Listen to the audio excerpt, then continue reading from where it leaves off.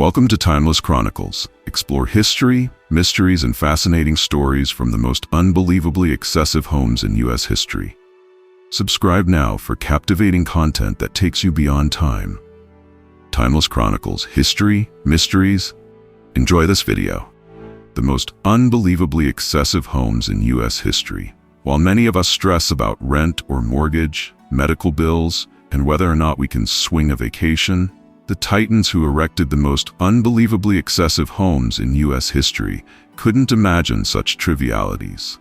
The Versailles House may be the largest home in the United States. This monstrosity in Windermere, FL, will be largest home in America upon its completion in 2020, after 17 years of construction. The structure takes up an incredible 90,000 square feet, and as billionaire Jackie Siegel likes to say, it's the same size as a super Walmart. The mega mansion and the Siegels were made famous after the release of the 2012 documentary Queen of Versailles, which chronicled the construction of their dream home in the midst of the 2008 recession. Hearst Castle once housed the largest zoo in the world. To say that William Randolph Hearst's estate was gigantic would be a massive understatement. His whopping 250,000 acres in San Simeon, CA, hosted his decadent castle. Hearst's 68,500 square foot mansion, modeled after a Spanish medieval cathedral, broke ground in 1919 and did not complete construction until 1947. The project set the magnate back $5.6 million. Today it is worth about $700 million. The breakers' rooms were sent from Europe to be reassembled in the United States. The Vanderbilt family's summer cottage on 13 acres in Newport, RI, boasts a neo-Italian Renaissance-inspired facade and interiors that remind one of Versailles. Some rooms in this behemoth were actually constructed in Europe, then sent to the U.S. to be reassembled. Kikuit Mansion has 6 swimming pools on 250 acres in Sleepy Hollow, NY. Lies John D. Rockefeller's 6-story mansion, Kikuit. Built in the style of a classical revival villa, the home features a world-renowned art collection and 6 separate swimming pools. Glencairn is filled with medieval and religious art, combining their surnames to produce the moniker Glencairn. Husband and wife Raymond Pitcairn and Mildred Glenn built their 11-floor, 90-room dream home in 1939.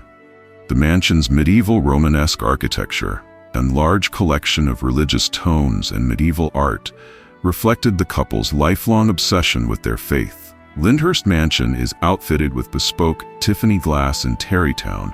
Just a half-hour drive from New York City lies the French antique-filled Lyndhurst Mansion. Brainchild of original owner William Paulding, the Gothic Revival-style mansion was raised in 1838 on 67 acres of land. The massive home, which PBS deemed one of 10 houses that changed America, houses extreme luxury with its Tiffany stained glass windows and lamps.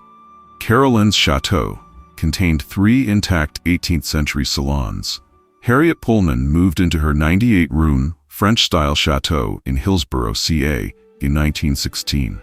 The project set her back $1 million, $40 million in today's dollars. Sitting on 554 acres of land, the stunning mansion initially contained 3 complete late 18th century salons that were imported from Paris. The antique salons now reside in a San Francisco museum. Hayes Mansion is a 214-room mansion originally built for 3 families, operating as a hotel. The Hayes Mansion and its 6.2 acres of land in San Jose, CA, sold for $27 million in 2019. Matriarch Mary Hayes Chenoweth commissioned the mansion in the late 1800s on what was then 700 acres belonging to the family. After a fire consumed the first home, the current Hayes Mansion was erected in 1905. Crane Castle allowed residents to know sailing conditions without leaving the house. In the center of a vast 21,000-acre property in Ipswich, MA, lies the 165-acre Crane Castle.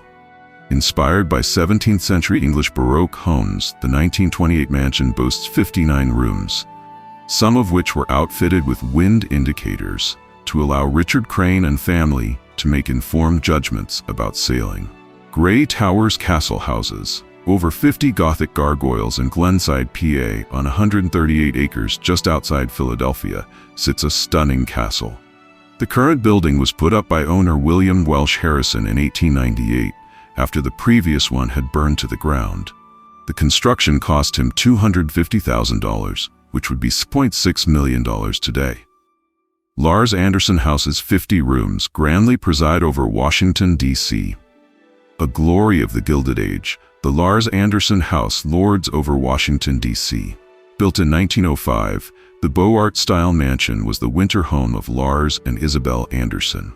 Constructed for $750,000, the 50-room mansion featured a tennis court, a walled garden, and a 3-story carriage house right in the middle of the bustling capital city.